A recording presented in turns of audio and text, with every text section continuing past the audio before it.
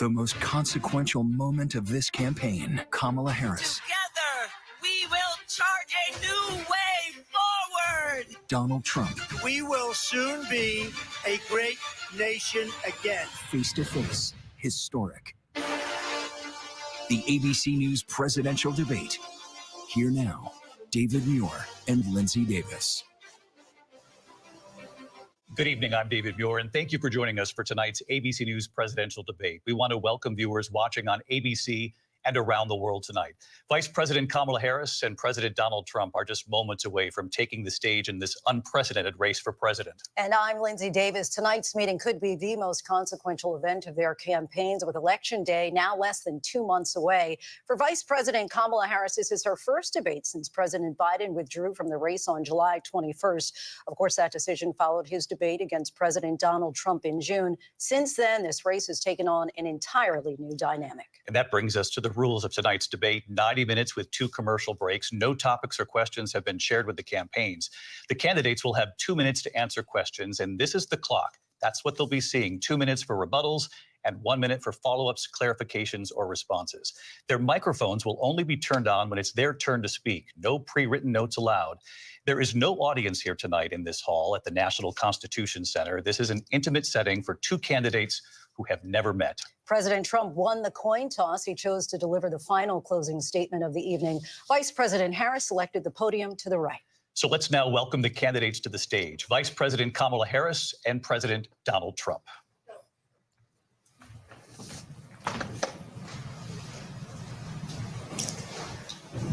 Kamala Harris.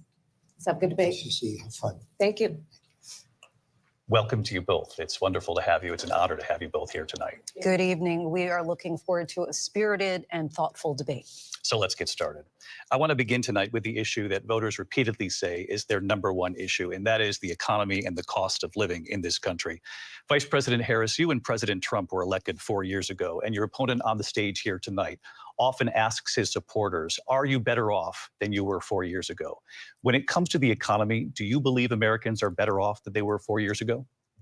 So I was raised as a middle-class kid, and I am actually the only person on this stage who has a plan that is about lifting up the middle class and working people of America.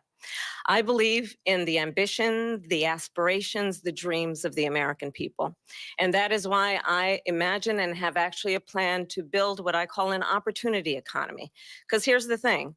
We know that we have a shortage of homes and housing, and the cost of housing is too expensive for far too many people. We know that young families need support to raise their children, and I intend on extending a tax cut for those families of $6,000, which is the largest child tax credit that we have given in a long time, so that those young families can afford to buy a crib, buy a car seat, buy clothes for their children. My passion, one of them, is small businesses. My mother raised my sister and me, but there was a woman who helped raise us. We call her our second mother. She was a small business owner. I love our small businesses. My plan is to give a $50,000 tax deduction to start up small businesses, knowing they are part of the backbone of America's economy. My opponent, on the other hand, his plan is to do what he has done before, which is to provide a tax cut for billionaires and big corporations, which will result in $5 trillion to America's deficit. My opponent has a plan that I call the Trump's sales tax, which would be a 20% tax on everyday goods that you rely on to get through the month. Economists have said that Trump sales tax would actually result for middle-class families in about $4,000 more a year, because of his policies and his ideas about what should be the backs of middle-class people paying for tax cuts for billionaires. President Trump. About to cook. First of all, I have no sales tax. That's an incorrect statement. She knows that. We're doing tariffs on other countries. Other countries are going to finally, after 75 years, pay us back for all that we've done for the world. And the tariff will be substantial in some cases. I took in billions and billions of dollars, as you know, from China. In fact, they never took the tariff off because there was so much money they can't. It would totally destroy everything that they've set out to do. They're taking in billions of dollars from China and other places. They've left the tariffs on. When I had it, I had tariffs, and yet I had no inflation. Look, we've had a terrible economy because inflation which is really known as a country buster. It breaks up countries. We have inflation like very few people have ever seen before, probably the worst in our nation's history. We were at 21%, but that's being generous because many things are 50, 60, 70, and 80% higher than they were just a few years ago.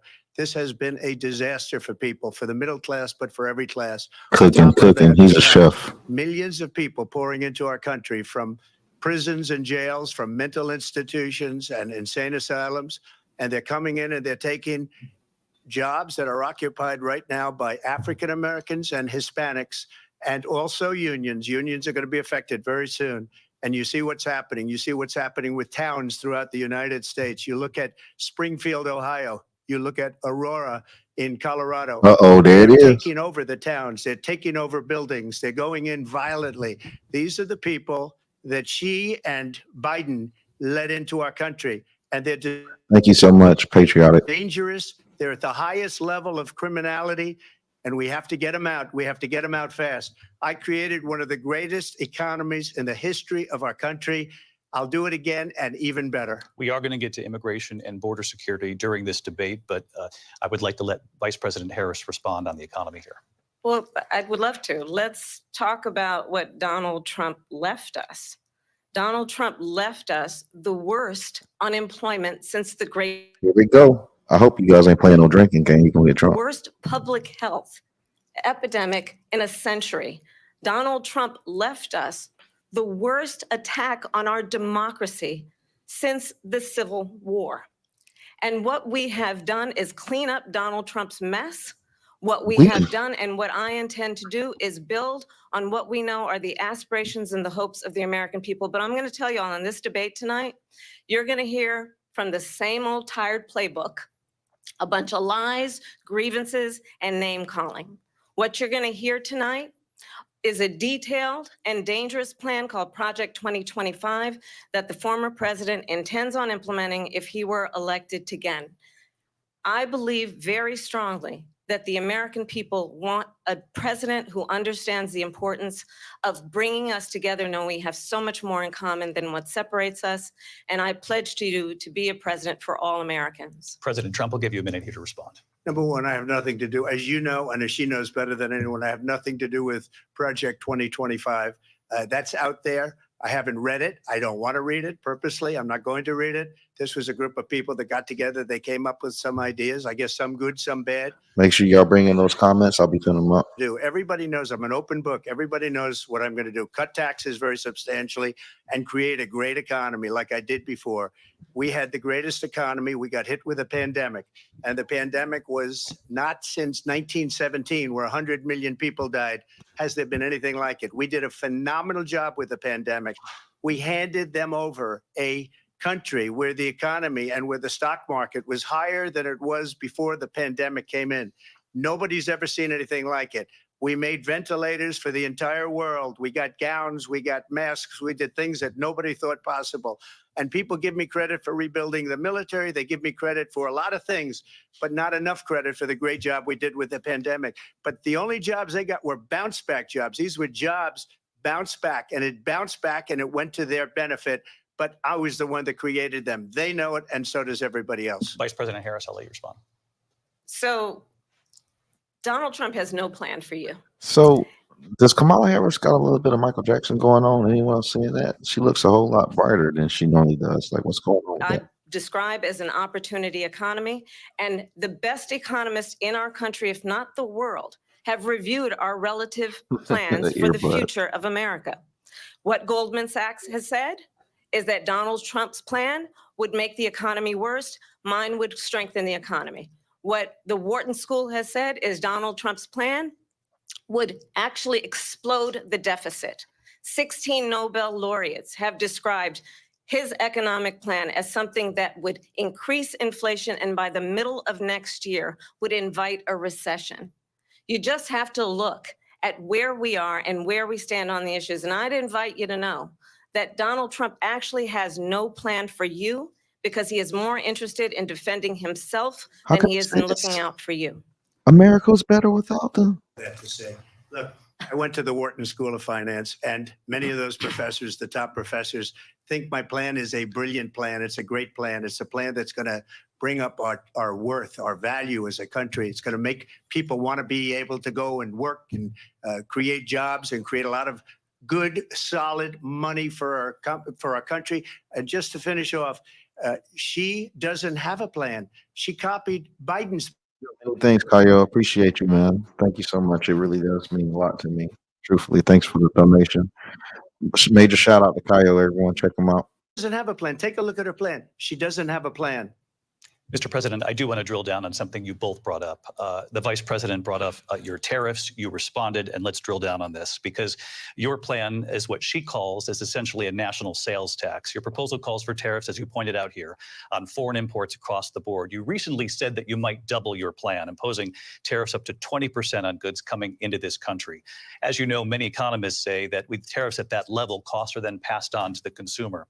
Vice President Harris has argued it'll mean higher prices on gas, food, clothing, medication, arguing it costs the typical family nearly $4,000 a year. Do you believe Americans can afford higher prices because of tariffs? They're not going to have higher prices. What's going to have and who's going to have higher prices is China and all of the countries that have been ripping us off for years. I was the only president ever. China was paying us hundreds of billions of dollars, and so were other countries. And, you know, if she doesn't like them, they should have gone out and they should have immediately cut the tariffs. But those tariffs are there 3.5 years now under their administration. We are going to take in billions of dollars, hundreds of billions of dollars. I had no inflation, virtually no inflation. They had the highest inflation perhaps in the history of our country because I've never seen a worse period of time. People can't go out and buy cereal or bacon or eggs or anything else. The people of our country are absolutely dying with what they've done. They've destroyed the economy. And all you have to do is look at a poll. The polls say 80 and 85 and even 90% that the Trump economy was great, that their economy was terrible. Vice President Harris, I do want to ask for your response. And you heard what the president said there, because the Biden administration did keep a number of the Trump tariffs in place. So how do you respond? Well, let's be clear that the Trump administration resulted in a trade deficit, one of the highest we've ever seen in the history of America. He invited trade wars. You want to talk about his deal with China? What he ended up doing is under Donald Trump's presidency, he ended up selling American chips to China to help them improve and modernize their military, basically sold us out, when a policy about China should be in making sure the United States of America wins the competition for the 21st century, which means focusing on the details of what that requires, focusing on relationships with our allies, focusing on investing in American-based technology so that we win the race on AI, on quantum computing, focusing on what we need to do to support America's workforce so that we don't end up having on the short end of the stick in terms of workers' rights. But what Donald Trump did, let's talk about this, with COVID, is he actually thanked President Xi for what he did during COVID. Look at his tweet. Thank you, President Xi, exclamation point, when we know that Xi was responsible for lacking and not giving us transparency about the origins of COVID. President Trump. First of all, they bought their chips from Taiwan. We hardly make chips anymore because of philosophies like they have and policies like they have. I don't say her because she has no policy. Everything that she believed 3 years ago and 4 years ago is out the window. She's going to my philosophy now. In fact, I was going to send her a MAGA hat. She's gone to my philosophy. But if she ever got elected, she'd change it. Right, listen, and you're right. It will be the end of our country. She's a Marxist. Everybody knows she's a Marxist. Her father's a Marxist professor in economics, and he taught her well. Look at her. She just grinning. She can't believe she's like, God damn, I'm getting cooked, y'all. You look at these millions and millions of cookery. people that are pouring into our country monthly, where it's, I believe, 21 million people, not the 15 that people say. Hey, and I think it's Kamala Harris really is Jamaican, bro. She bleached her skin. State pouring in, and just look at what they're doing to our country. They're criminals. Many of these people coming in are criminals. And that's bad for our economy, too. You know, you mentioned before, we'll talk about immigration later. Well, bad immigration is the worst thing that can happen to our economy. They have, and she has, destroyed our country with policy that's insane. Almost policy that you'd say they have to hate our country. President Trump, thank you. Lindsay? I want to turn to the issue of abortion. President Trump, you've often touted that you were able to kill Roe v. Wade. Last year, you said that you were proud to be the most pro-life president in American history. Then last month, you said that your administration would be great for women and their reproductive rights. In your home state of Florida, you surprised many with regard to your 6-week abortion ban because you initially had said that it was too short. And you said, quote, I'm going to be voting that we need more than 6 weeks. But then the very next day, you reversed course and said you would vote to support the 6-week ban. Vice President Harris says that women shouldn't trust you on the issue of abortion because you've changed your position so many times. Therefore, why should they trust you? Well, the reason I'm doing that vote is because the plan is, as you know, the vote is, they have abortion in the 9th month. They even have, and you can look at the governor of West Virginia, the previous governor of West Virginia, not the current governor, who's doing an excellent job, but the governor before, he said the baby will be born and we will decide what to do with the baby. In other words, we'll execute the baby. And that's why I did that, because that predominates, because they're radical. The Democrats are radical in that. And her vice presidential pick, which I think was a horrible pick, by the way, for our country, because he is really out of it. But her vice presidential pick says abortion in the 9th month is absolutely fine. He also says execution after birth. It's execution, no longer abortion, because the baby is born, is okay. And that's not okay with me, hence the vote. But what I did is something for 52 years. They've been trying to get Roe v. Wade into the states. Let me fix my camera real quick. And through This is crazy.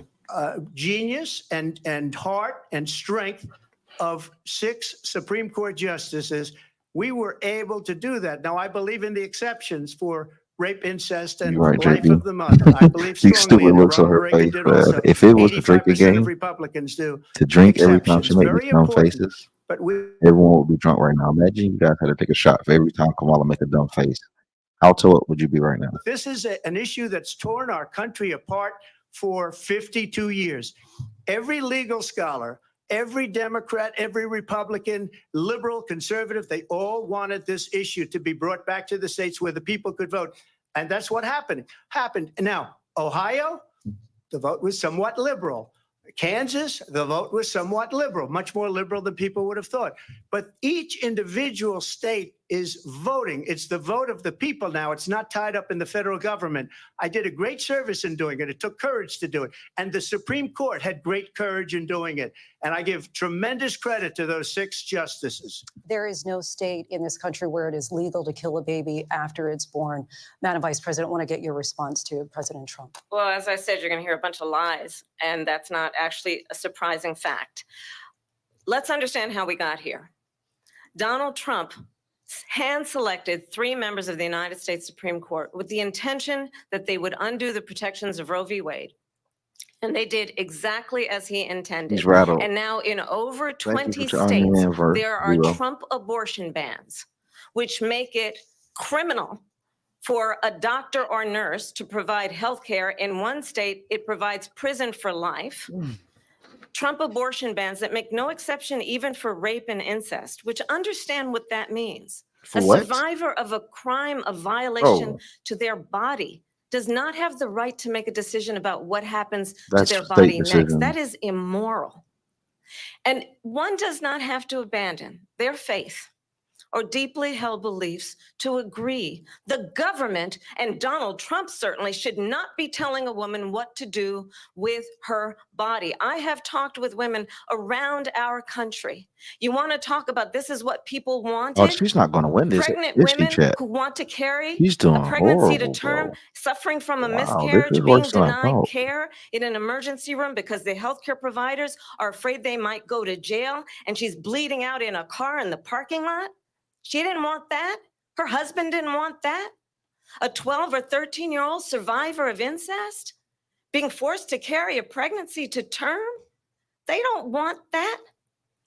And I pledge to you, when Congress passes a bill to put back in place the protections of Roe v. Wade. As President of the United States, I will proudly sign it into law. loves saying But it. You're a understand, VP. if Donald Trump were You're a to be VP. reelected, he will sign a national abortion ban. Understand, in his Project 2025, there would be a literally the national VP. abortion, a monitor that would.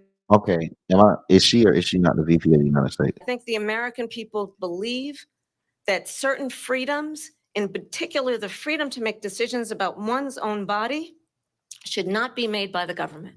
Thank you, Vice President Harris. Well, there she goes again. It's a lie.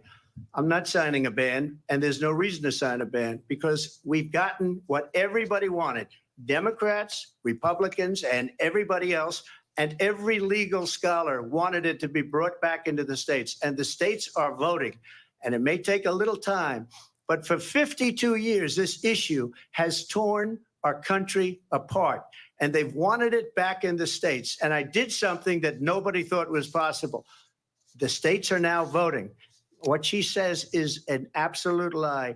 And as far as the abortion ban, no, I'm not in favor of abortion ban, but it doesn't matter because this issue has now been taken over by the states. Would you veto a national abortion ban if it came Well, to I your won't desk? have to because, again, two things. Number one, she said she'll go back to Congress. She'll never get the vote. It's impossible for her to get the vote, especially now with the Look at the 50-50. face. Look at the and face. She was essentially nervous as 50-50 hell. in both Dog, Senate she and the was House. so nervous, She's not going to bro. get the vote. She Can't like she get the want to vote. She throw won't up. even Y'all, come close to it. So hey, it's y'all just know when your mouth start watering, when you want to vomit, you feel like Kamala's mouth is drenched right now.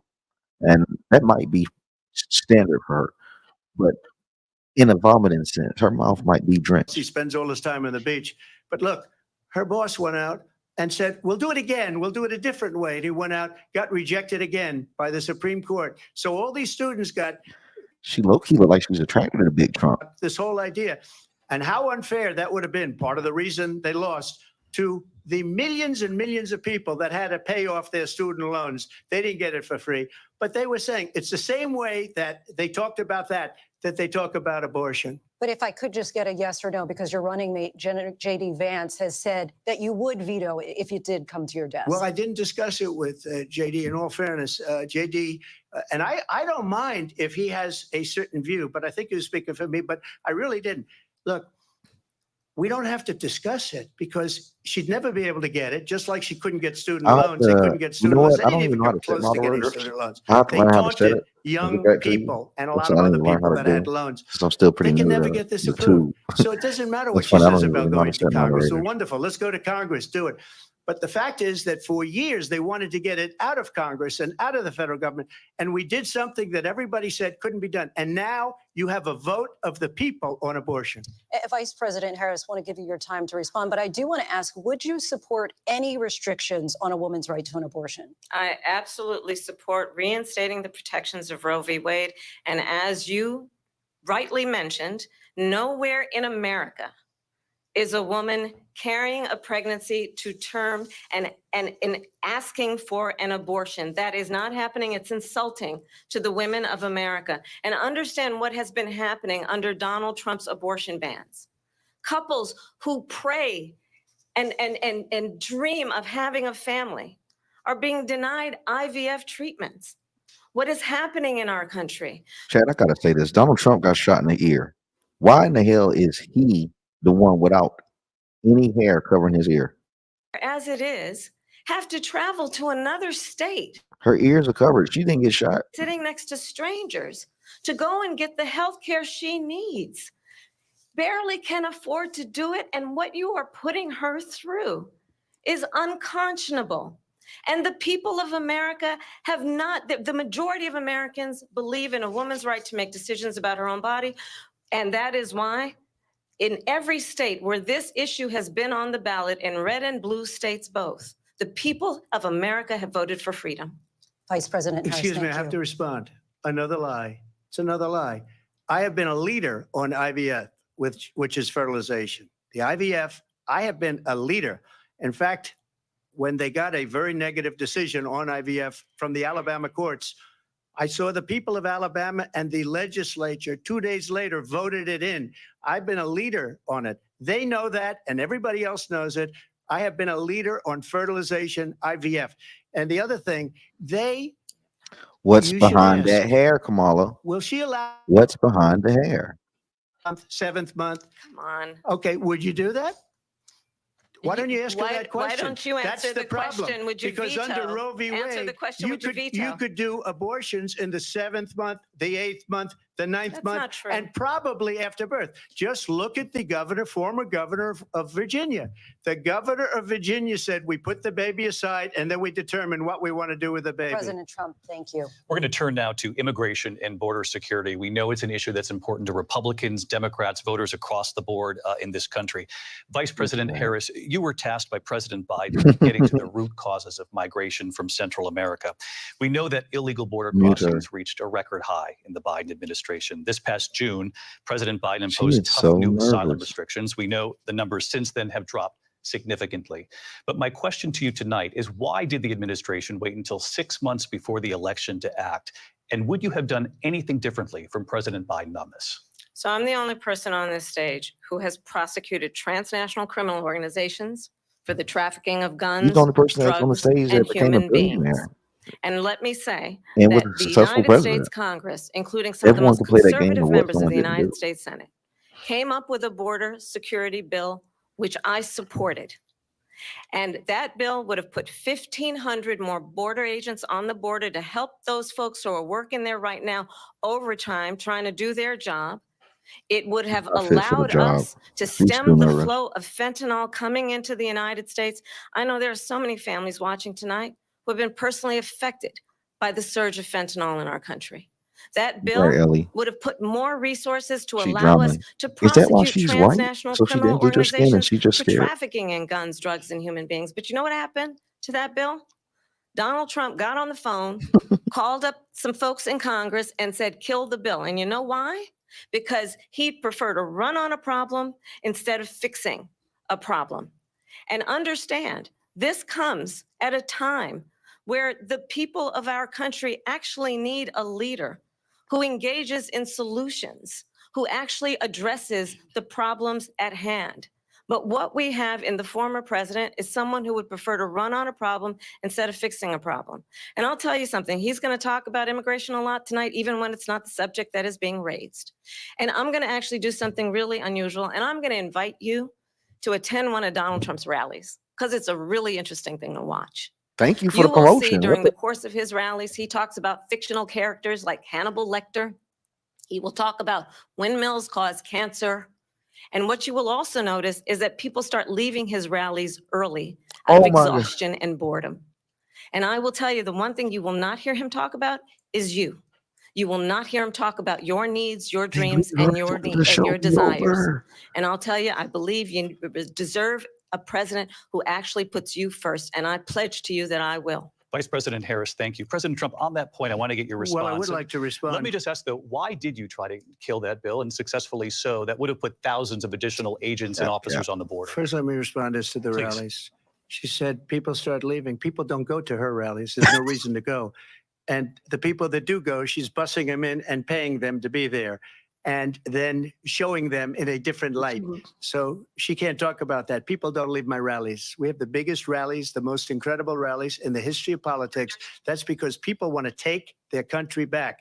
Our country is being lost. We're a failing nation. And it happened 3.5 years ago. And what's going on here, you're going to end up in World War III, just to go into another subject. What they have done to our country by allowing these millions and millions of people to come into our country, and look at what's happening to the towns all over the United States. And a lot of towns don't want to talk. It's not going to be Aurora or Springfield. A lot of towns don't want to talk about it because they're so embarrassed by it. In Springfield, they're eating the dogs, the people that came in. They're eating the cats. They're eating the pets of the people that live there. And this is what's happening in our country, and it's a shame. As far as rallies are concerned, as far as the reason they go is they like what I say. They want to bring our country back. They want to make America great again. It's a very simple phrase, make America great again. She's destroying this country, and if she becomes president, this country doesn't have a chance of success. Not only success, we'll end up being Venezuela on steroids.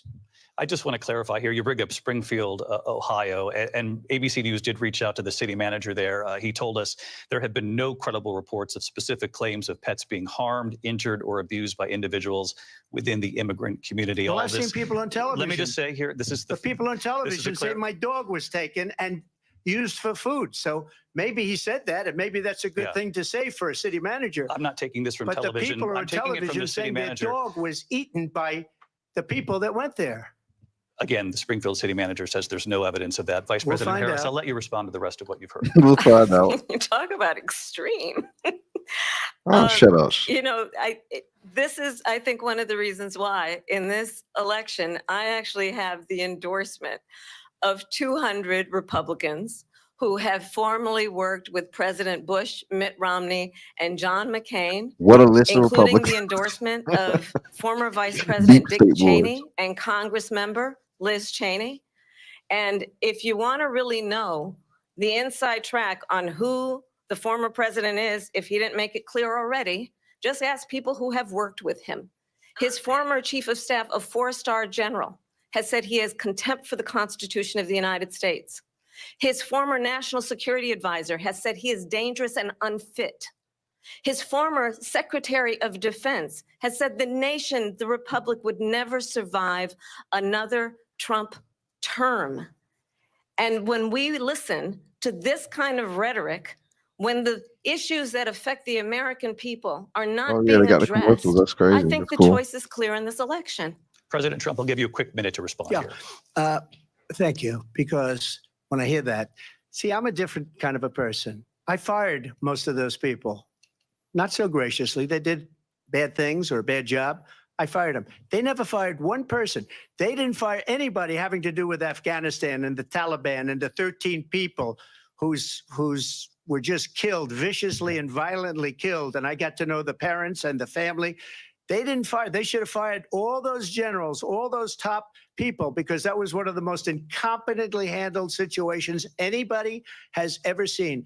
So when somebody does a bad job, I fire him. And you take a guy like Esper, he was no good, I fired him. So he writes a book. Another one writes a book, because with me, they can write books. With nobody else can Yeah, they? we got the whole Walls But family. they have done such a poor job, and they never fire anybody. Look at the economy. Look at the inflation. They didn't fire any of their economists. They have the same people. That's a good way not to have books written about you. But just to finish, I got more votes than any Republican in history by far. In fact, I got more votes than any president, sitting president in history by Speak it. far. Let me continue on immigration. It was what you wanted to talk about They're earlier. being So pretty let's nice get to back to Trump. your deportation proposal that the vice president has reacted to as well. President Trump, you call this the largest domestic deportation operation in the history of our country. You say you would use the National Guard. You say if things get out of control, you'd have no problem using the U.S. With local military. police, yes. You also said you would use local police. How would you deport 11 million undocumented immigrants? I know you believe that number is much higher. Take us through this. What does this look like? Will authorities be going door to door in this country? Yeah, it is much higher because of them. They allowed criminals, many, many millions of criminals. They allowed terrorists. They allowed common street criminals. They allowed people to come in, drug dealers to come into our country. And they're now in the United States and told by their countries like Venezuela, don't ever come back or we're going to kill you. Do you know that crime in Venezuela and crime in countries all over the world is way down? You know why? Because they've taken their criminals off the street and they've given them to her to put into our country. And this will be one of the greatest mistakes in history for them to allow. And I think they probably did it because they think they're going to get votes, but it's not worth it because they're destroying the fabric of our country by what they've done. There's never been anything done like this at all. They've destroyed the fabric of our country. Millions of people let in, and all over the world, crime is down all over the world except here. Crime here is up and through the roof. Despite their fraudulent statements that they made, crime in this country is through the roof. And we have a new form of crime. It's called migrant crime. And it's happening at levels that nobody thought possible. President Trump, as you know, the FBI says overall violent crime is actually coming down in this country. But Vice Excuse me, President the Harris, I'll FBI give you they were defrauding statements. They didn't include the worst cities. They didn't include the cities with the worst crime. It was a fraud. Just Ooh, like he's their number classy. of He's beasting 818,000 right now. jobs Beast that they mode. said they created turned out to be a Ooh, he's fraud. going President beast. Trump, thank you. I'll let you respond, Vice President Harris. Well, I think this is so rich I gotta make the coming from ugliest someone face. who has been Ooh. prosecuted for national security I crimes, gotta make the economic ugly crimes, face. election Ooh. interference, has been I found gotta make the liable ugly for face. sexual assault, and Ooh. his next big court appearance is in November at his own criminal sentencing. He And let's be killed him, y'all. I clear gotta make the where ugly each face. person stands Ooh. on the issue of what is important about respect for the Lord rule of knows. law and respect for He law killed him. enforcement. The former vice president called for defunding federal law enforcement, 45,000 agents, get this, on the day after he was arraigned on 34 felony counts. So let's talk about what is important in this race. It is important that we move forward, that we turn the page on this same old tired rhetoric and address the needs of the American people, address what we need to do about the housing shortage, which I have a plan for, address what we must do to support our small businesses, address bringing down the price of groceries. But frankly, the American people are exhausted. Bro, with she's the the reason same old groceries tired high. playbook. Oh, that's Vice the President craziest Harris, last thank you. night. Excuse me. Every one of those cases was started by them against their political opponent. And I'm winning most of them, and I will win the rest on appeal. And you saw that with the decision that came down just recently from the Supreme Court. I'm winning most of them. But those are cases, it's called weaponization. Never happened in this country. They weaponized the Justice Department. Every one of those cases was involved with the DOJ, from Atlanta and Fani Willis to the Attorney General of New York and the DA in New York. Every one of those cases. And then they say, oh, he's a criminal. They're the ones that made them go after me. By the way, Joe Biden was found essentially guilty on the documents case. And what happened in my documents case? They said, oh, that's the toughest of them all. A complete and total victory. 2 months ago, it was thrown out. It's weaponization, and they used it, and it's never happened in this country. They used it to try and win an election. They're fake cases. President Trump, thank you. A really quick response here, Vice President Harris, on this notion of weaponization of the Justice Department. Well, let's talk about extreme and understand the context in which this election in 2024 is taking place. The United States Supreme Court recently ruled that the former president would essentially be immune from any misconduct if he were to enter the White House again. Understand, this is someone who has openly said he would terminate, I'm quoting, terminate the Constitution of the United States, that he would weaponize the Department of Justice against his political enemies. Someone who has openly expressed disdain for members of our military. Understand what it would mean if Donald Trump were back in the White House with no guardrails, because certainly we know now the court won't stop him. We know J.D. Vance is not going to stop him. It's up to the Much love to Hallmark Flooring. Thanks so much for the donation, brother. Happy to have you here with me, man. Run for president. Shout out to Hallmark Flooring. One that weaponized, not me. She weaponized. I probably took a bullet to the head because of the things that they say about me. They talk about democracy. I'm a threat to democracy. They're the threat to democracy with a fake Russia investigation We do have a lot to that get. went nowhere. We have a lot to get to. Lindsay? Vice President Harris, in your last run for president, you said you wanted to ban fracking. Now you don't. You wanted mandatory government buyback programs for assault weapons. Now your campaign says you don't. You supported decriminalizing border crossings. Now you're taking a harder line. I know you say that your values have not changed. So then why have so many of your policy positions changed? So my values have not changed, and I'm going to discuss every one of the, at Oh, least she's every stuttering? point that you've made, but in particular, Ooh, because she's we're here in stuttering. Pennsylvania. I made that very clear in Ooh, 2020. she's stuttering. I will not ban fracking. I have not banned fracking as Vice President of the United States. And in fact, I was the tie-breaking vote on the Inflation Reduction Act, which opened new leases for fracking. My position is that we have got to invest in diverse sources of energy so we reduce our reliance on foreign oil. We have had the largest increase in domestic oil production in history because of an approach that recognizes that we cannot over-rely on foreign oil. As it relates to my values, let me tell you, I grew up a middle-class kid raised by a hardworking mother who worked and saved and was able to buy our first home when I was a teenager. The values I bring to the importance of home ownership, knowing not everybody got handed $400 million on a silver platter and then filed bankruptcy 6 times, is a value that I bring to my work to say we are going to work with the private sector and home We can just builders base it off to that, bro. increase 3 million homes, increase by 3 I million don't care homes by about the end what of my Trump first did term. before he was president because he was a damn good president. What did she do as VP? Friend when I was in high school who was sexually assaulted by her stepfather. And my focus then on protecting women and children from violent crime is based on a value that is deeply grounded in the importance of standing up for those who are most vulnerable. My work that is about protecting Social Security and Medicare is based on longstanding work that I have done, protecting seniors from scams. My values have not changed. And what is important, been VP 3.5 years. What have you done? values and a perspective that is about lifting people up and not beating people down and name calling.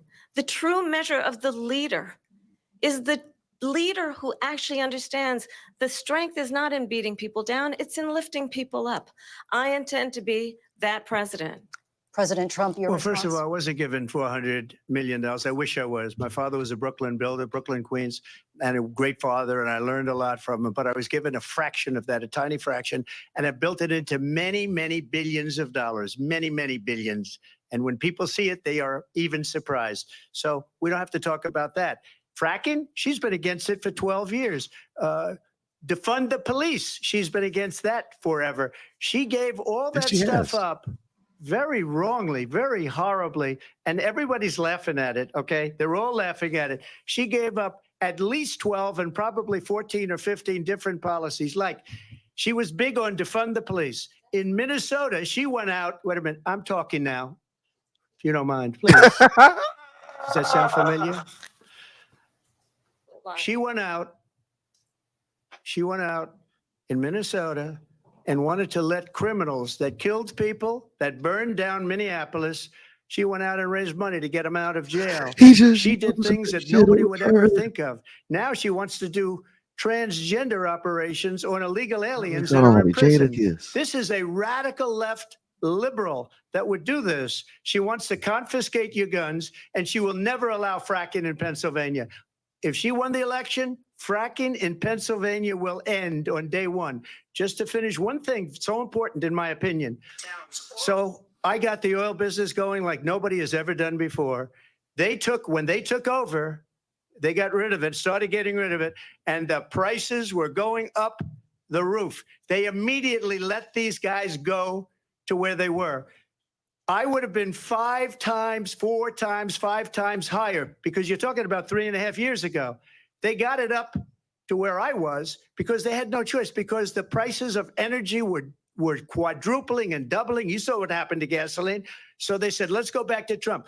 But if she won the election, the day after that election, they'll go back to destroying our country, and oil will be dead. Fossil fuel will be dead. We'll go back to windmills, and we'll go back to solar, where they need a whole desert to get some energy to come out. You ever see a solar plant? By the way, I'm a big fan of solar, but they take 400, 500 acres of desert President soil. Trump, we have a These lot are of not good issues things that we for the have to get environment to. that We're she out of time. understands. Thank you. Lindsay, thank you. We have an election in just 56 days. And I want to talk about the peaceful transfer of power, which, of course, we all know is a cornerstone of our democracy, and the role of a president in a moment of crisis. Mr. President, on January 6th, you told your supporters to march to the Capitol. You said you would be right there with them. The country and the world saw what played out at the Capitol that day, the officers coming under attack. Aides in the West Wing say you watched it unfold on television off the Oval Office. You did send out tweets, but it was more than 2 hours before you sent out that video message telling your supporters to go home. Is there anything you regret about what you did on that day? You just said a thing that isn't covered. Peacefully and patriotically, I said during my speech, not later on. Peacefully and patriotically. And nobody on the other side was killed. Ashley Babbitt was shot by an out-of-control police officer. that should have never, ever shot her. It's a disgrace. But we didn't do this group of people that have been treated so badly. I ask, what about all the people that are pouring into our country and killing people that she allowed to pour in? She was the border czar. Remember that. She was the border czar. She doesn't want to be called the border czar because she's embarrassed by the border. In fact, she said at the beginning, oh, I'm surprised you're not talking about the border yet. That's because she knows what a bad job they've done. What about those people? When are they going to be prosecuted? When are these people from countries all over the world, not just South America? They're coming in from all over the world, David, all over the world. And crime rates are down all over the world because of it. But let me just when ask are those, David, when are those people going to be prosecuted? When are the people that burned down Minneapolis going to be prosecuted? Or in Seattle, they went into Seattle, they took over a big percentage of the city of Seattle. When are those people going to be prosecuted? But let me just ask You might ask her that question. You were the president. You were watching it unfold on television. It's a very simple question as we move forward toward another election. Is there anything you regret about what you did on that day? Yes or no? I had nothing to do with that other than they asked me to make a speech. I showed up for a speech. I said, I think it's going to be Trump big. ever said he I regretted went to anything. They'll Nancy say Trump Pelosi regret and the mayor doing of this and that. Washington, D.C., and the mayor put it back You in can't put writing, the as you regret up know. there. I said, you know, this is going to be a very big rally or whatever you want to call it. And again, it wasn't done by me. It was done by others. I said, I'd like to give you 10,000 National Guard or soldiers. They rejected me. Nancy Pelosi rejected me. It was just 2 weeks ago. Her daughter has a tape of her saying she is fully responsible for what happened. They want to get rid of that tape. It would have never happened if Nancy Pelosi and the mayor of Washington did their jobs. I wasn't responsible for security. Nancy Pelosi was responsible. She didn't do her job. The question was about you as president, not about former Speaker Pelosi. But I do want Vice President Harris to respond here. I was at the Capitol on January 6th. Man, I was shut the your- vice president-elect. I was also an acting senator. I was there. And on that day, the President of the United States incited a violent mob to attack our nation's capital, to desecrate our nation's capital. On that day, 140 law enforcement officers were injured, and some died. And understand, the former president has been indicted and impeached for exactly that reason. But this is not an isolated situation. Let's remember Charlottesville, where there was a mob of people carrying tiki torches, spewing anti-Semitic hate. And what did the president then at the time say? There were fine people on each side. Let's remember that when it came to the Proud Boys, a militia, the president said, the former president said, stand back and stand by.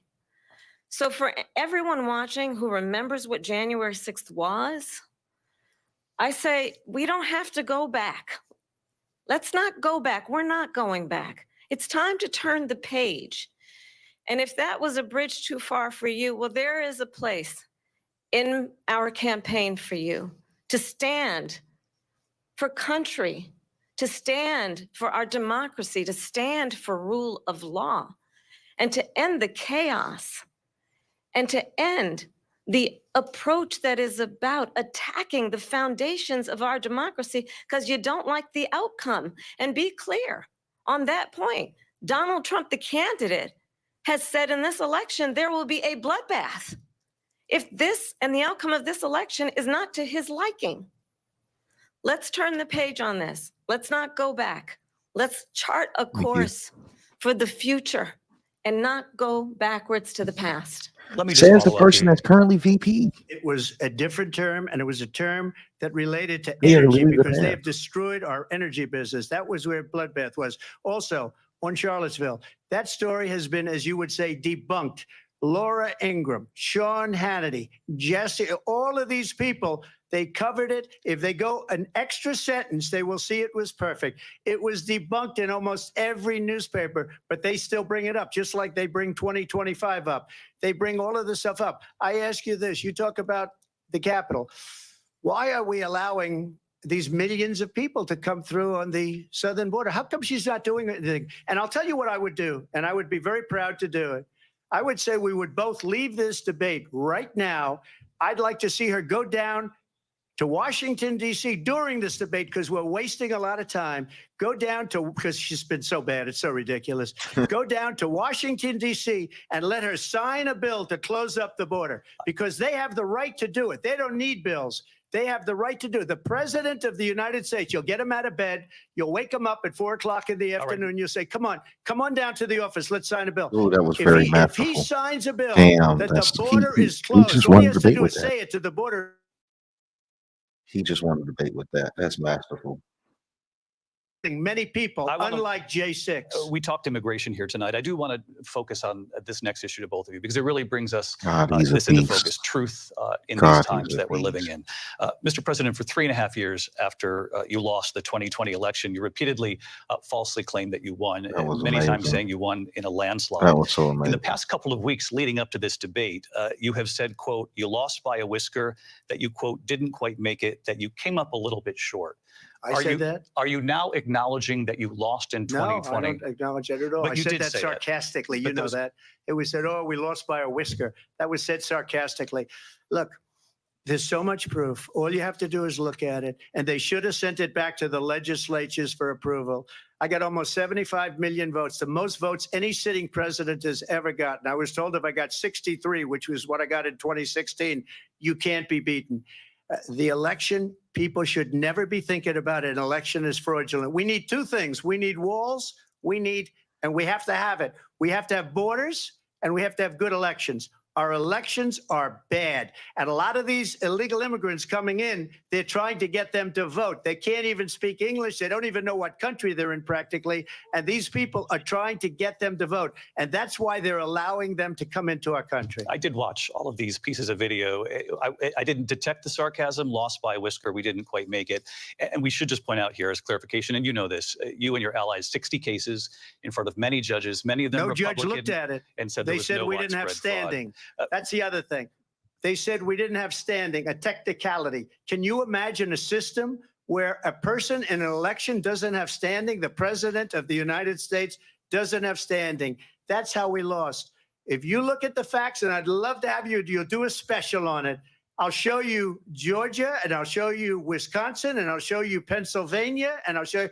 We have so many facts and statistics, but you know what? That doesn't matter, because we have to solve the problem that we have right now. That's old news. And the problem that we have right now is we have a nation in decline, and they have put it into decline. We have a nation that is dying, David. Mr. President, thank you. Vice President Harris, you heard the president there tonight. He said he didn't say that he lost by a whisker. So he still believes he did not lose the election that was won by President Biden and yourself. But I do want to ask you about something that's come up in the last couple of days. This was a post from President Trump about this upcoming election just weeks away. He said, when I win, those people who cheated, and then he lists donors, voters, election officials, he says will be prosecuted to the fullest extent of the law, What's up, family? which will include long-term prison sentences. One of your campaign's top lawyers responded saying, we won't let Donald Trump intimidate us. We won't let him suppress the vote. Is that what you believe he's trying to do here? Donald Trump was fired by 81 million people. So let's be clear about that. And clearly he is having a very difficult time processing that.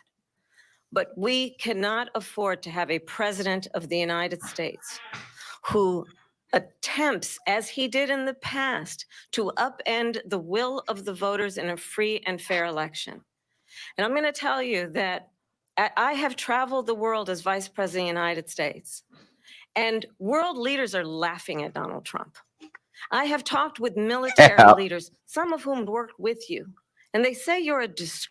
World leaders don't like Donald Trump. And when you then talk Nelly, a in bigger fan this of him than way Trump supporters. in a presidential He cried debate when he and met him. deny what over and over again are court cases you have lost because you did in fact lose that doing the Trump face. election, it leads one to believe that perhaps we do not The have Trump face in on the him, man. candidate to my 'Cause this is right the ridiculous. temperament He be killing that. or the ability to not be I don't see how you can see. confused He have his about eyes all the way fact. closed. That's deeply troubling, and the American people deserve better.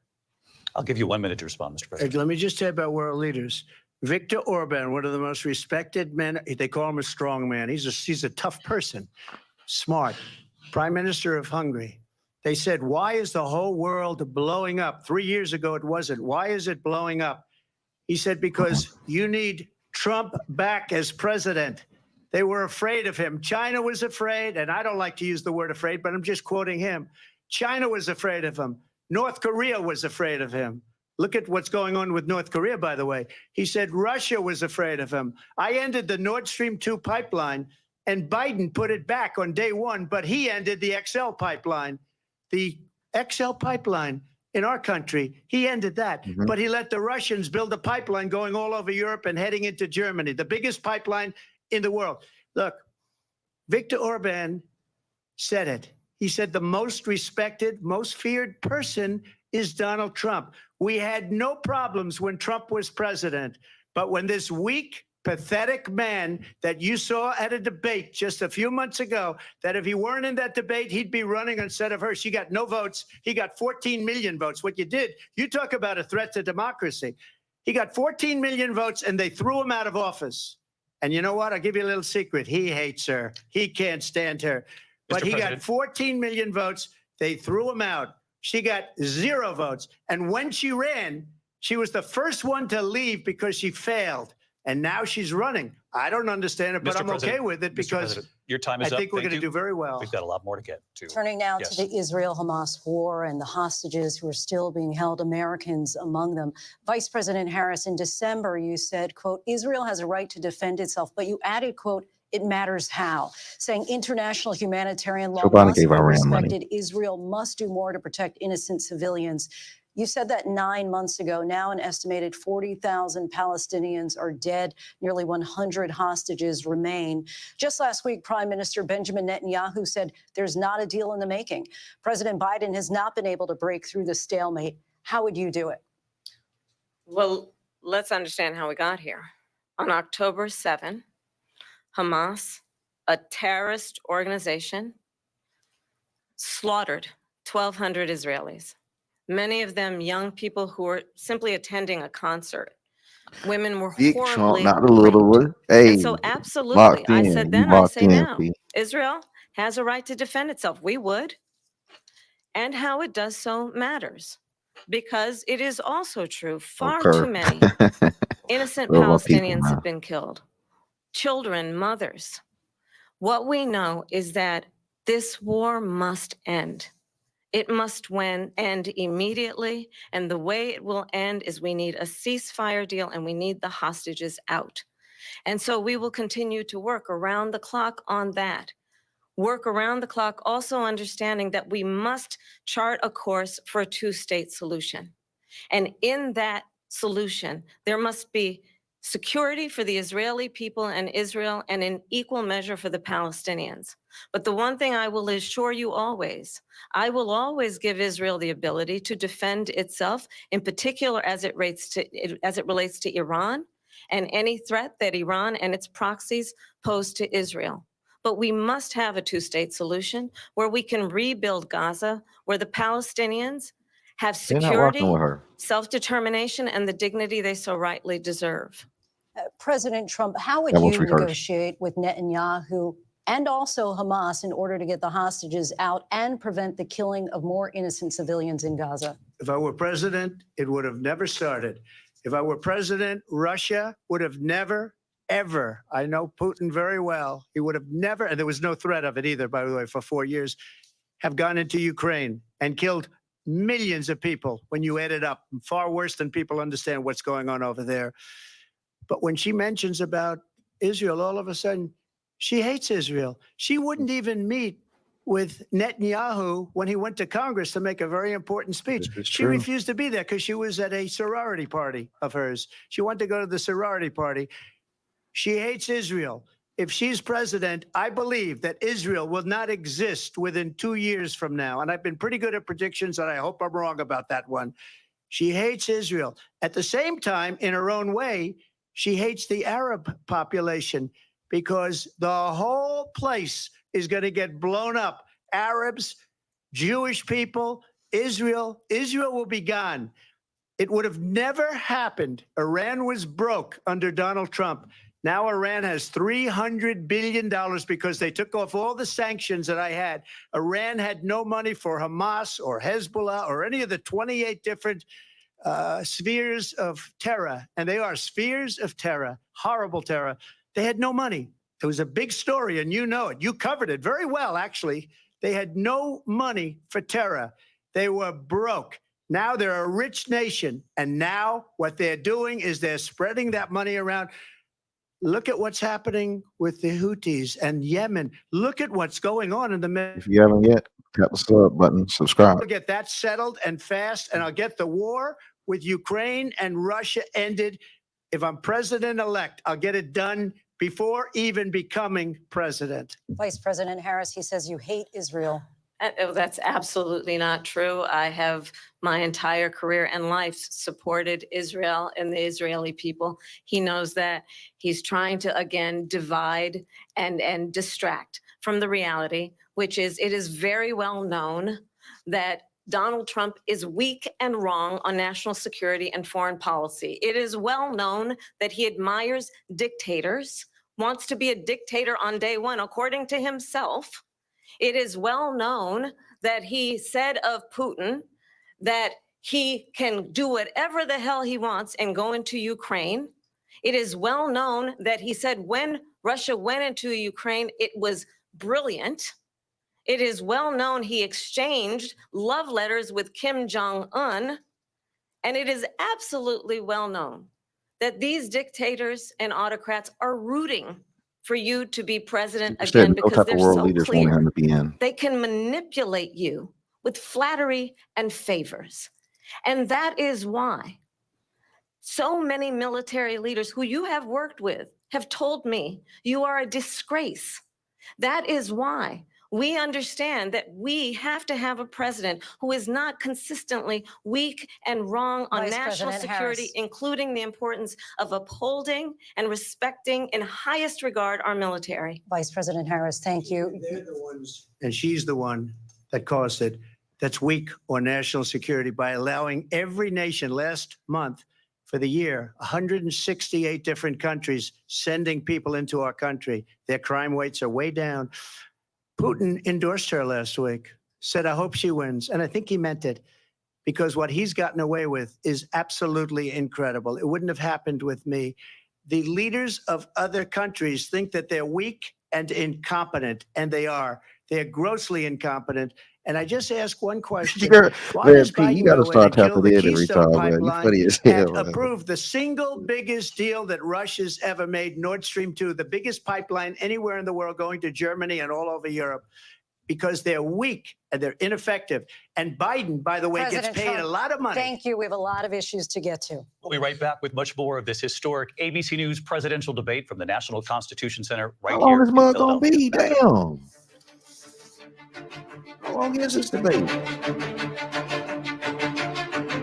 The ABC News presidential debate will continue after this.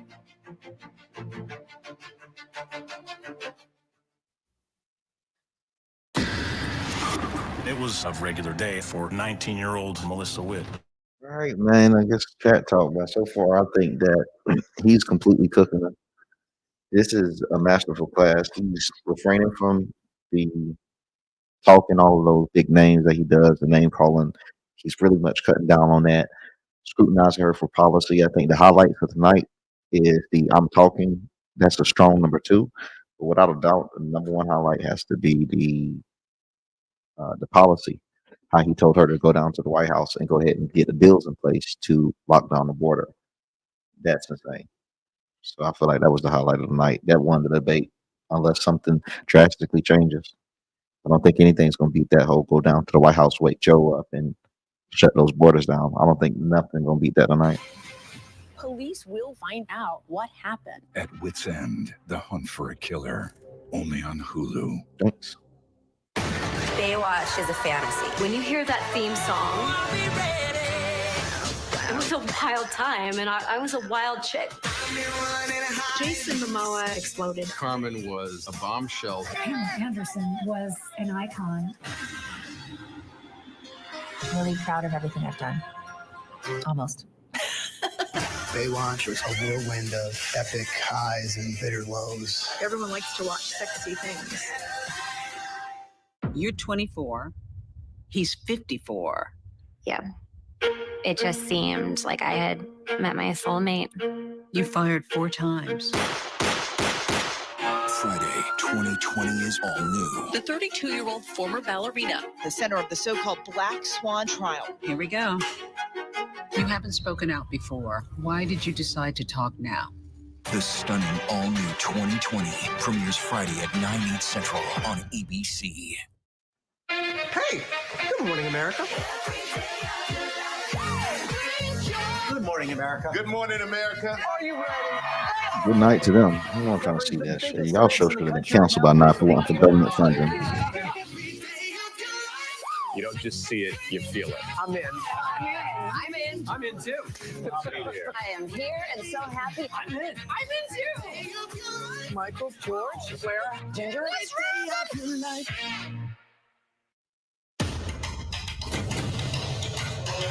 That's all I'm trying to say. How long is this?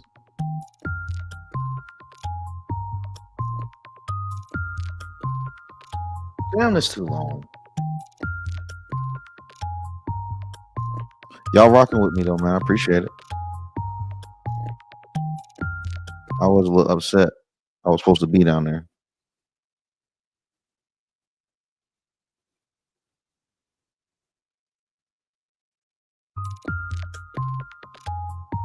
Trying to see how long it's gonna be. It just says it starts. Damn, there ain't no end time. 90 minutes with 2 commercial breaks. 90 minutes with 2 commercials. So we entering the last run, I guess.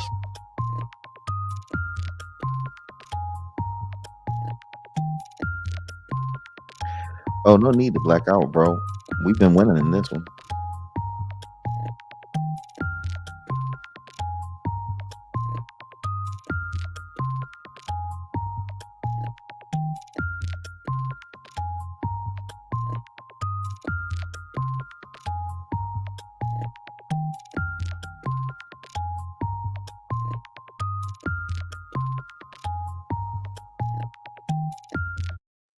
You're streaming ABC News Live. What does it take to be the most watched newscast in America? We are part of an operation. Is this our combat operations center? We're approaching the gate. Militants came in from. Hi, appreciate you. Thank you. Ismail, David. ABC's World News Tonight with David Muir is America's most watched newscast. You're watching America's #1 streaming news. Keep streaming with ABC News Live. Live from the National Constitution Center in Philadelphia, Pennsylvania. Here again, David Muir and Lindsay Davis. Welcome back to this historic ABC News presidential debate tonight. We're going to continue here, and I want to turn to the Crazy war in how Ukraine. We're now journalists 2.5 they have years these face into this conflict. Mr. President, always it has got been the position of show the the Biden administration lines in their that we face when must they start defend off. Ukraine from Turn. Russia, from Vladimir Putin, to defend their sovereignty, their democracy, that it's in America's best Look as interest to serious do as so, possible. arguing that if Putin wins, Don't he may be smile. emboldened to move even further into other countries. You have said you would solve this war in 24 hours. You said so just before the break tonight. How exactly would you do that? And I want to ask you a very simple question tonight. Do you want Ukraine to win this war? I want the war to stop. I want to save lives that are Good being answer. uselessly, people being killed by the millions. It's the millions. It's so much worse than the numbers that you're getting, which are fake numbers. Look, we're in for 250 billion or more because they don't ask Europe, which is a much bigger beneficiary to getting this thing done than we are. They're in for $150 billion less because Biden and you don't have the courage to ask Europe like I did with NATO. They paid billions and billions, hundreds of billions of dollars when I said, either you pay up or we're not going to protect you anymore. So that's maybe one of the reasons they don't like me as much as they like weak people. But you take a look at what's happening. We're in for 250 to 275 billion. They're into 100 to 150. They should be forced to equalize. With that being said, I want to get the war settled. I know Zelensky very well, and I know Putin very well. I have a good relationship, and they respect your president, okay? They respect me. They don't respect Biden. How would you respect him? Why? For what reason?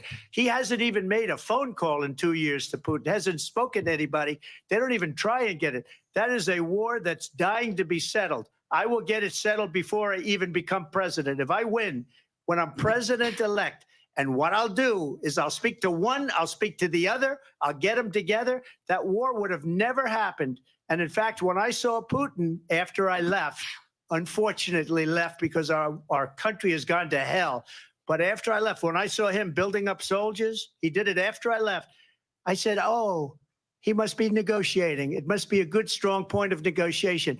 Well, it wasn't, because Biden had no idea how to talk to him. He had no idea how to stop it. And now you have millions of people dead, and it's only getting worse, and it could lead to World War III. Don't kid yourself, David.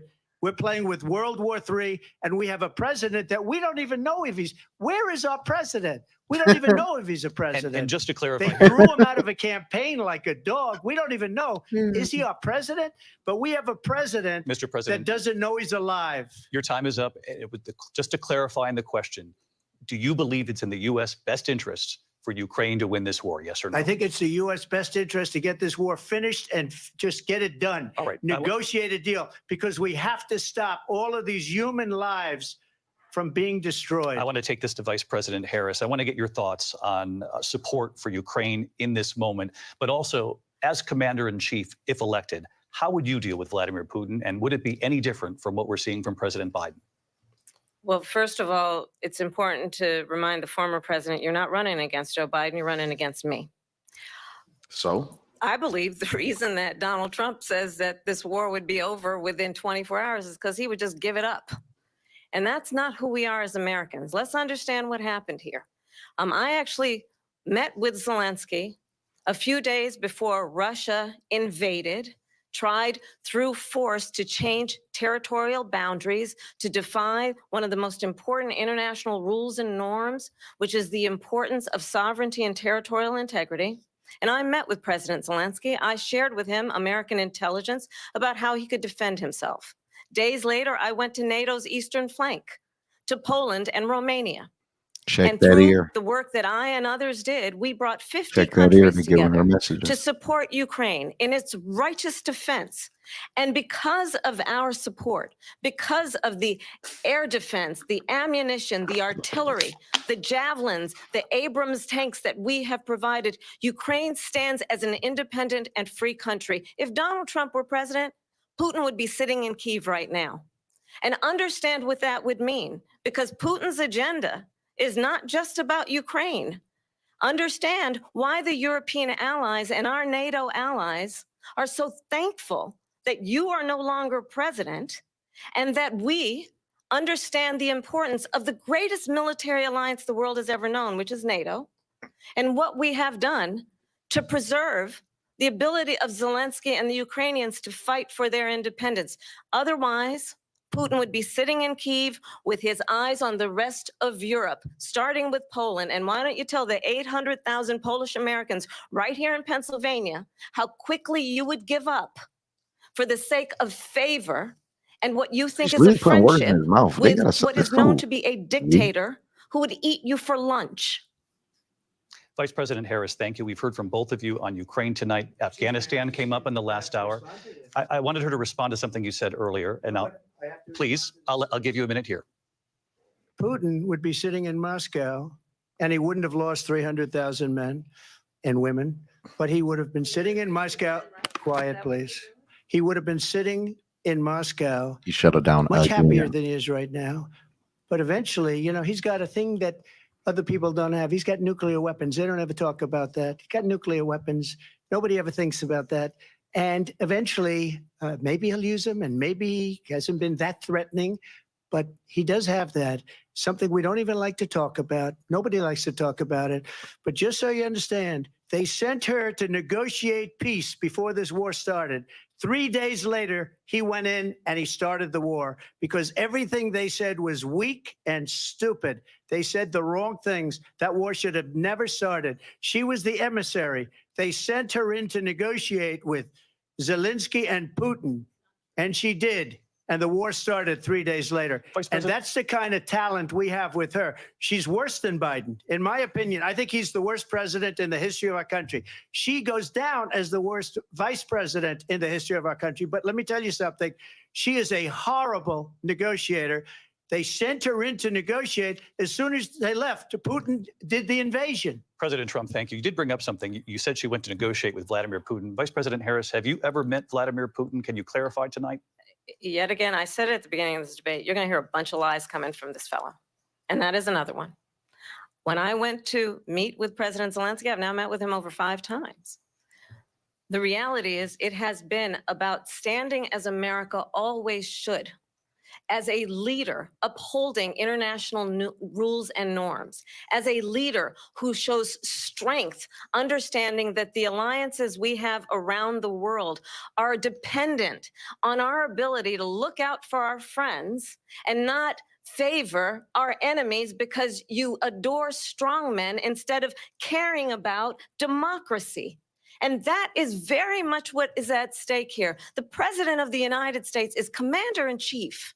And the American people have a right to rely on a president who understands the significance of America's role and responsibility in terms of ensuring that there is stability and ensuring we stand up for our principles and not sell them for the I need my benefit dog to of come over here. personal This election flattery. affect you now. You talked about Ukraine and Vladimir Putin. I do want to talk It about affects my Afghanistan. dog It came now. up You need to be in the tuned first in. hour of this debate. I want to move on to Afghanistan. Gotta watch out Trump for did the the patients. most amazing thing I've ever seen. He got these countries, the 28 countries at the time, to pay up. He said, I've never seen, he's the head of NATO. He said, I've never seen. For years, we were paying almost all of NATO. We were being ripped off by European nations, both on trade and on NATO. I got them to pay up by saying one of the statements you made before, if you don't pay, we're not going to protect you. President Otherwise, Trump. we would have never gotten it. He said it was one of the most incredible jobs that he's ever seen done. Thank you. I want to turn to Afghanistan. It came up in the first hour of the debate, and we witnessed a poignant moment today on Capitol Hill, honoring the soldiers who died in the chaotic withdrawal from Afghanistan. I do want to ask the Vice President, do you believe you bear any responsibility in the way that withdrawal played out? Pay to play, pay to play. Well, I will tell you, I got it. agreed with President Biden's decision to pull out of Afghanistan. 4 presidents You don't know about said they pulling would, out. and Joe Biden did. And as a result, America's taxpayers are not paying the $300 million a day we were paying for that endless war. And as of today, there is not one member of the United States military who is in active duty in a combat zone in any war zone around the world, the first time this century. But let's understand how we got to where we are. Donald Trump, when he was president, negotiated one of the weakest deals you can imagine. He calls himself a deal maker. Even his national security advisor said it was a weak, terrible deal. And here's how it went down. He bypassed the Afghan government. He negotiated directly with a terrorist organization called the Taliban. The negotiation involved the Taliban getting 5,000 Taliban terrorists They funded them. released. And get this, and the president at the Yeah, like someone time waiting on it. invited the Taliban to Camp David, Talking to herself. a place of storied significance for us as Americans, a place where we honor the importance of American diplomacy, where we invite and receive respected world leaders. And this former president, as president, invited them to Camp David because he does not again appreciate the role and responsibility of the President of the United States to be commander-in-chief with a level of respect.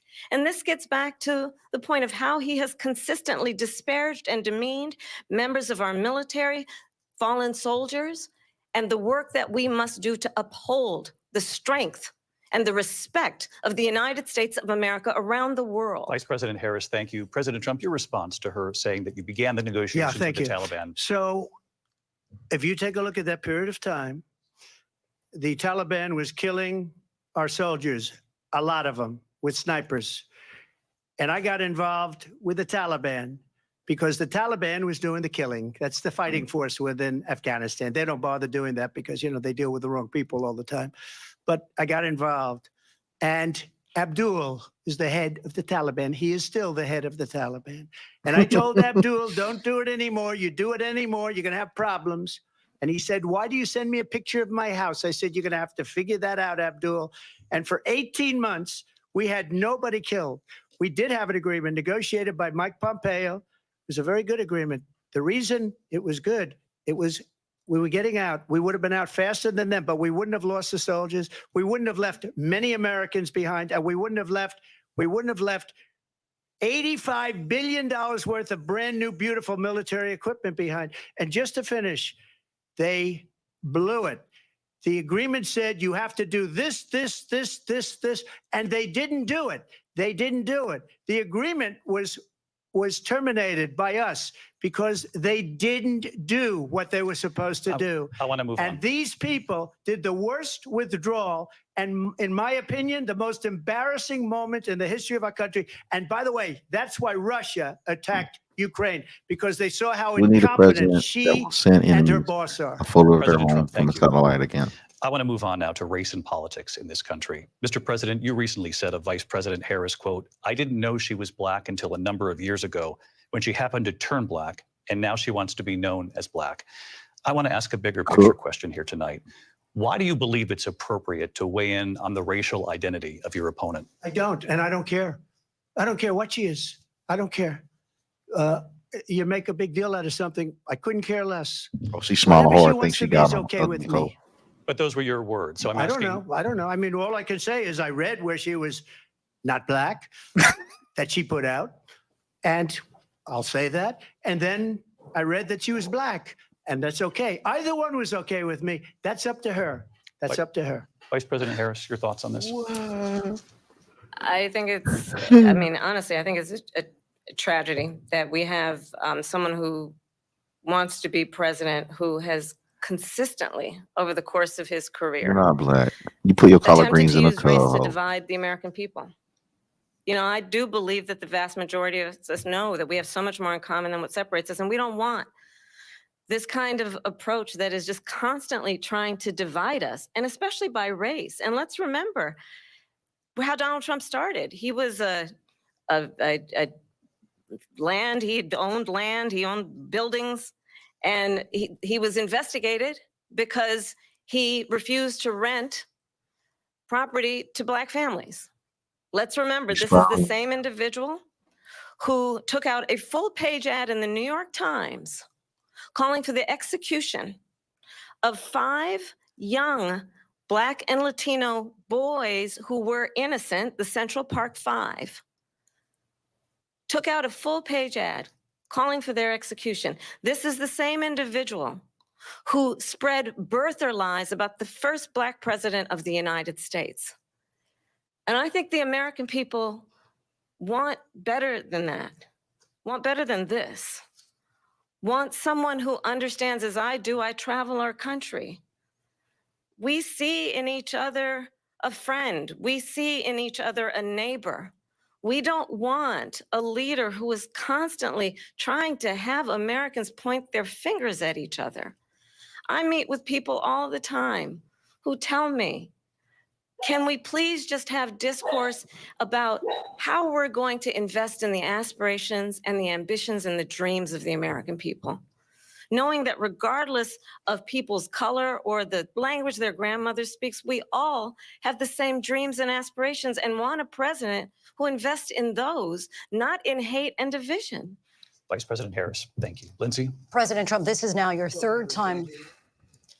This is the most divisive presidency in the history of our country. There's never been anything like it. They're destroying our country, and they come up with things like what she just said, going back many, many years, when a lot of people, including Mayor Bloomberg, agreed with me on the Central Park 5. They admitted, they said, they pled guilty. And I said, well, if they pled guilty, they badly hurt a person, killed a person ultimately. And if they pled guilty, then they pled, we're not guilty. But this is a person that has to stretch back years, 40, 50 years ago, because there's nothing now. I built one of the greatest economies in the history of the world, and I'm going to build it again. It's going to be bigger, better, and stronger. But they're destroying our economy. They have no idea what a good economy is. Their oil policies, every single policy. And remember this, she is Biden. You know, she's trying to get away from Biden. I don't know the gentleman, she says. She is Biden. The worst inflation we've ever had, a horrible economy because inflation has made it so bad, and she can't get away with that. Thank you. Your time is up. I want to respond to that, though. I want to just respond briefly. Clearly, I am not Joe Biden, and I am certainly not Donald Trump. And what I do offer is a new generation of leadership for our country, one who believes in what is possible, one who brings a sense of optimism about what we can do instead of always disparaging the American people. I believe in what we can do to strengthen our small businesses, which is why I have a plan. Yeah, Let's wait, talk God, about our plans and let's compare the Yeah, plans. we got it. I have a plan to give startup businesses $50,000 tax deduction to pursue their ambitions, their innovation, their ideas, their hard work. I have a plan, $6,000 for young families for the first year of your child's life to help you in that most critical stage of your child's development. I have a plan that is about allowing people to be able to pursue what has been fleeting in terms of the American dream by offering a help with down payment of $25,000 down payment assistance for first-time home buyers. That's the kind of conversation, I believe, David, that people really want tonight, as opposed to a conversation that is constantly about belittling and name-calling. Let's turn the page Vice President and move Harris, forward. thank you. Let's turn to policy. President Let's turn Trump, back we to have policy. to move on. President Trump. Let's turn to policy, She has please. a plan to defund the police. She has a plan to confiscate everybody's gun. President Trump, she we has do a have to plan move to on to not other allow issues. fracking in Pennsylvania or anywhere else. Okay. That's Thank you, what Mr. her plan is until just recently. I just need Lindsay, to go ahead. respond President because Trump, the President former Trump, president has said no, I'm something sorry. twice that I need to No, respond to. I'm sorry. We're I just need gonna to move on, respond Vice one President time Harris. to what he has President said Trump, this multiple is times. now your Yes. third time running for president. You have long vowed to repeal and replace the Affordable Care Act, also known as Obamacare. You have failed to accomplish that. You now say you're going to keep Obamacare, quote, unless we can do something much better. Last month, you said, quote, we're working on it. So tonight, 9 years after you first started running, do you have a plan, and can you tell us what it is? Obamacare was lousy health care, always was. It's not very good today. And what I said, that if we come up with something, and we are working on things, we're going to do it and we're going to replace it. But remember this, I inherited Obamacare because Democrats wouldn't change it. They wouldn't vote for it. They were unanimous. They wouldn't vote to change it. If they would have done that, we would have had a much better plan than Obamacare. But the Democrats came up. They wouldn't vote for it.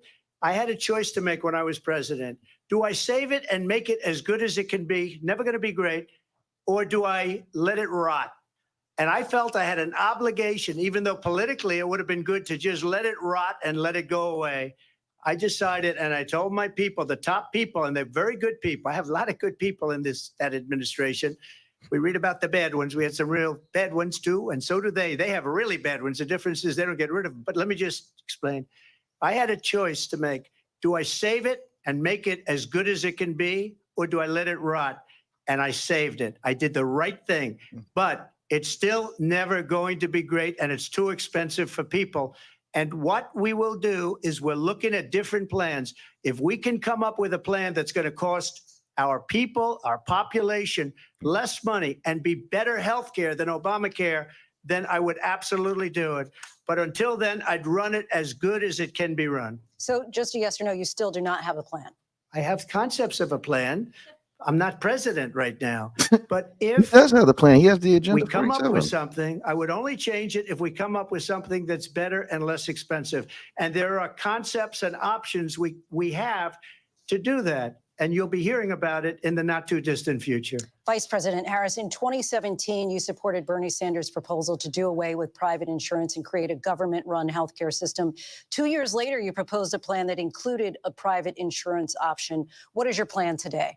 Well, first of all, I absolutely support, and over the last 4 years as 177 vice viewers. president, Shout out, private chat. healthcare options. But what we All-time need to high. do is Appreciate the maintain and support. grow the Affordable Care Act. But I'll get to that, Lindsay. I just need to respond to a previous point that the former president has made. I've made very clear my position on fracking. And then this business about taking everyone's guns away. Tim Walz and I are both gun owners. We're not taking anybody's guns away. So stop with the continuous lying about this stuff. Every time someone As it gets relates shot, to the Affordable Care Act, mass shooting, understand, they let's coming for the just guns look at every the time. history to know where people stand.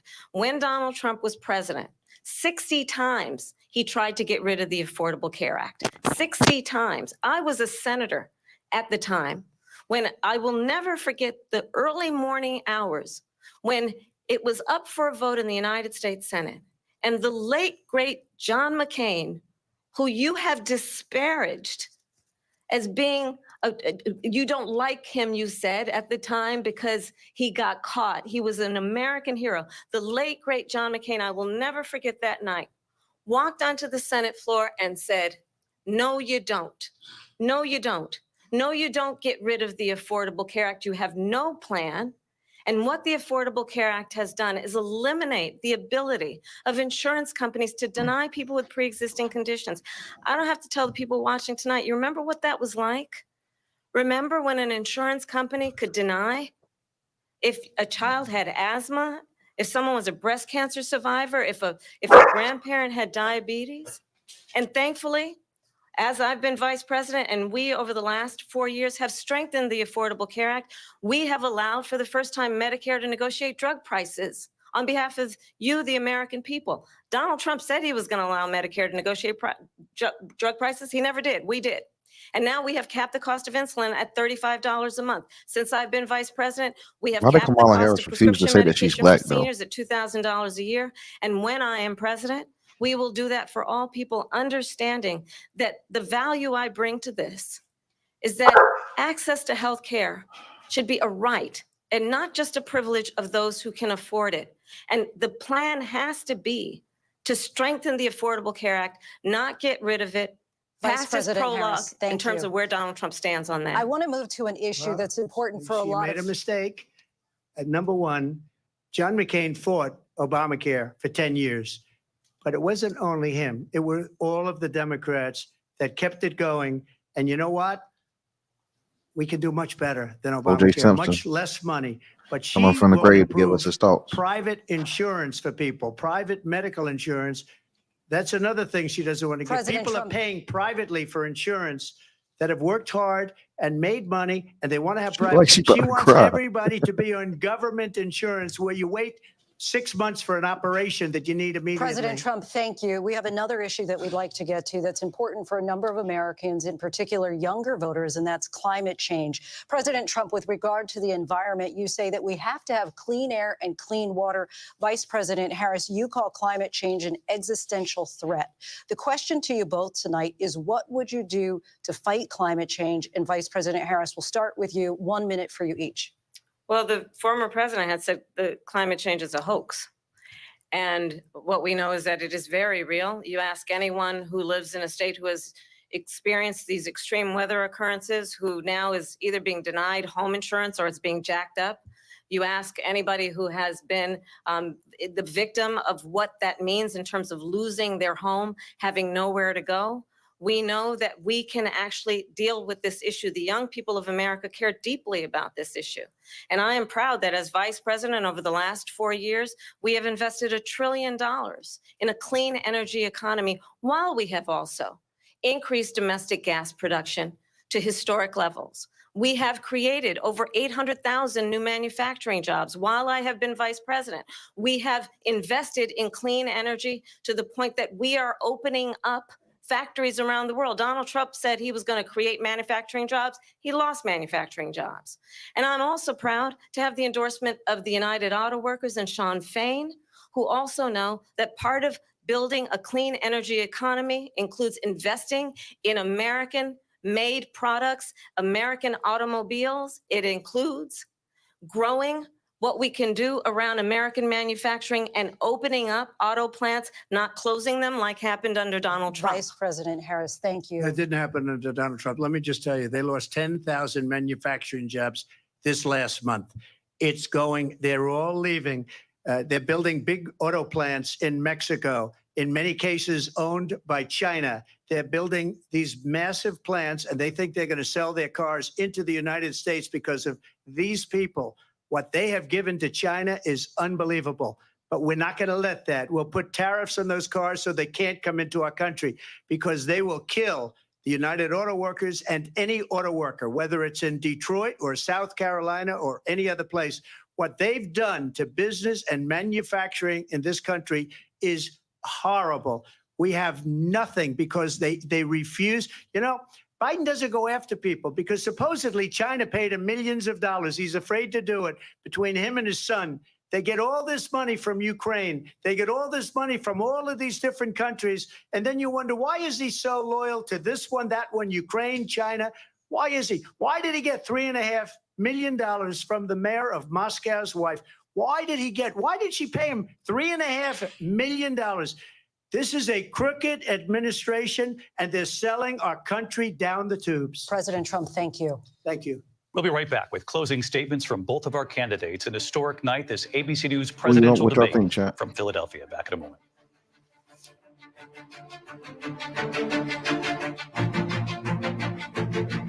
The ABC News presidential debate will continue after this.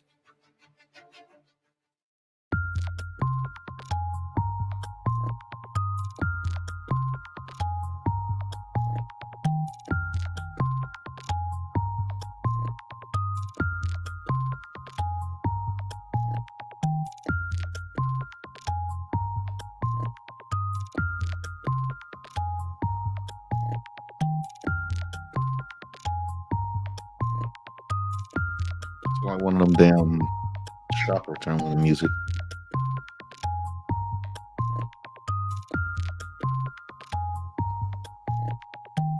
Trump cooking. He flaming.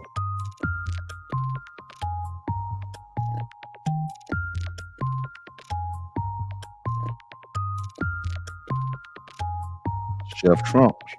Chef Boyardee.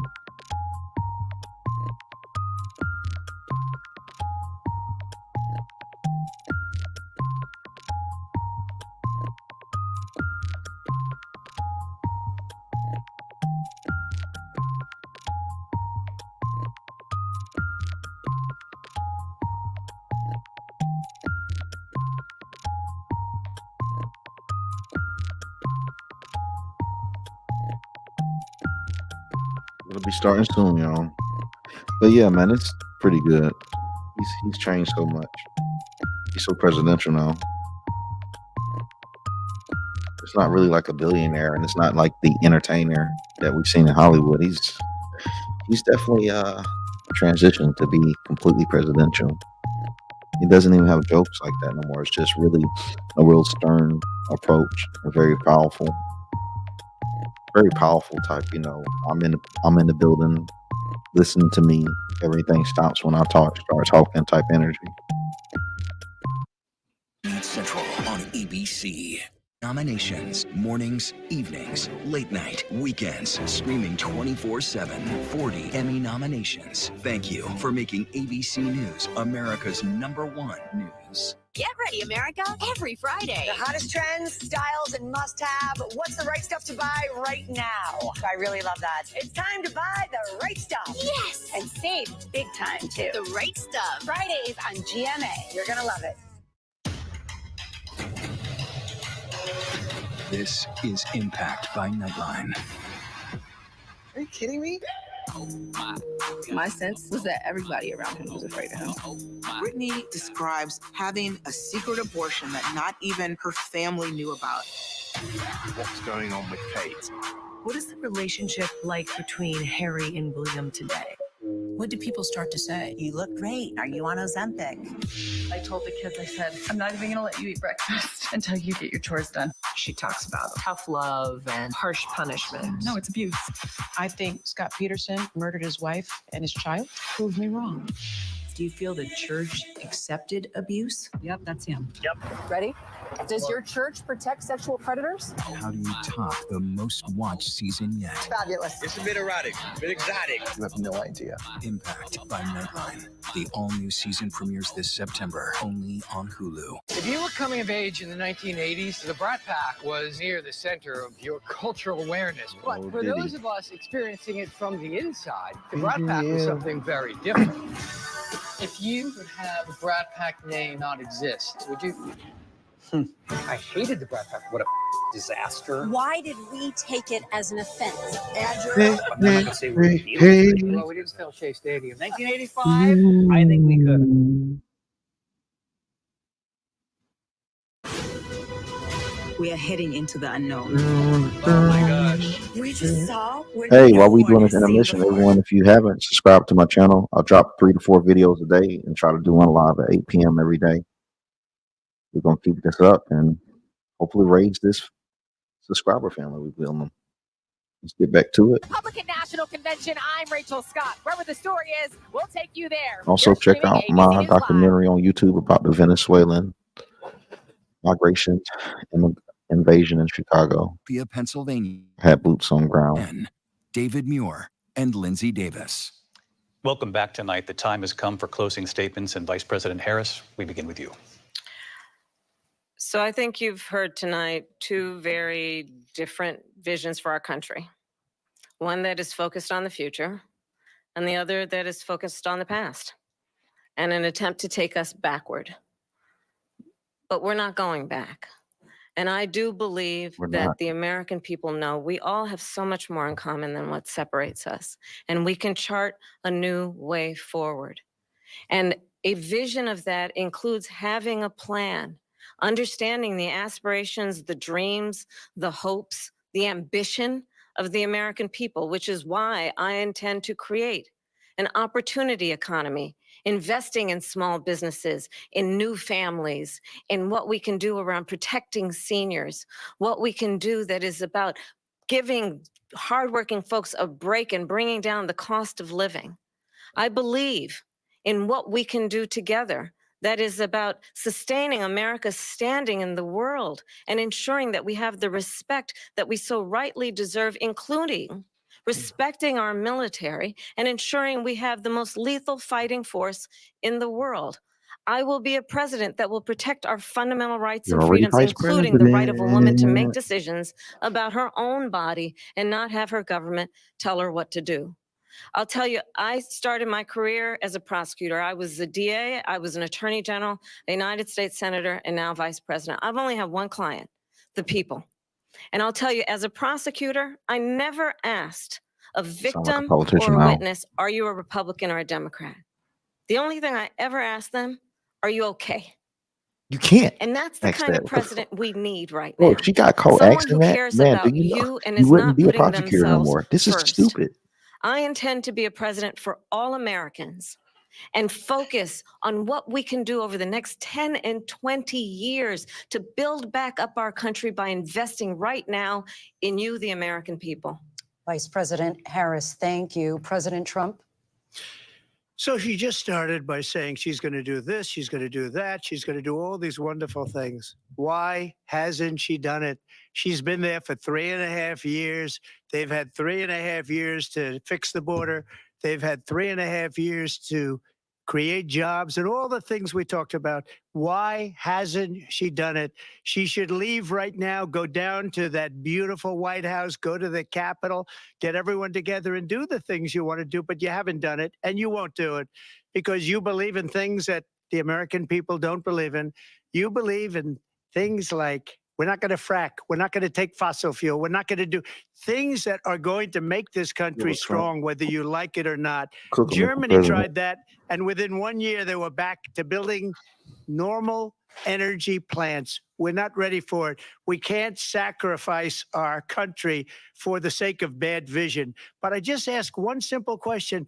Why didn't she do it? We're a failing nation. We're a nation that's in serious decline. We're being laughed at all over the world. All over the How world, you they're believe that, laughed. I Jeff? know the leaders very well. They're coming to see me. They call me. We're laughed at all over the world. They don't understand what happened to us as a nation. We're not a leader. We don't have any idea what's going on. You We got it, have Grady. wars going on in the Middle East. We have wars going on with Russia and Ukraine. Same We're going here, to end Tony. up in a third world war, and it'll be a war like no other because of nuclear weapons, the power of weaponry. I rebuilt our entire military. She gave a lot of it away to the Taliban. She gave it to Afghanistan. What these people have done to our country, and maybe toughest of all, is allowing millions of people to come into our country. Many of them are criminals, and they're destroying our country. The worst president, the worst vice president in the history of our country. President Trump, thank you. And that is our ABC News goat. presidential debate from here in Philadelphia at the National Constitution Center. I'm Lindsay Davis. And I'm David Muir. Thank you for watching here in the U.S. and all over the goat. world, and from all of us here at ABC News.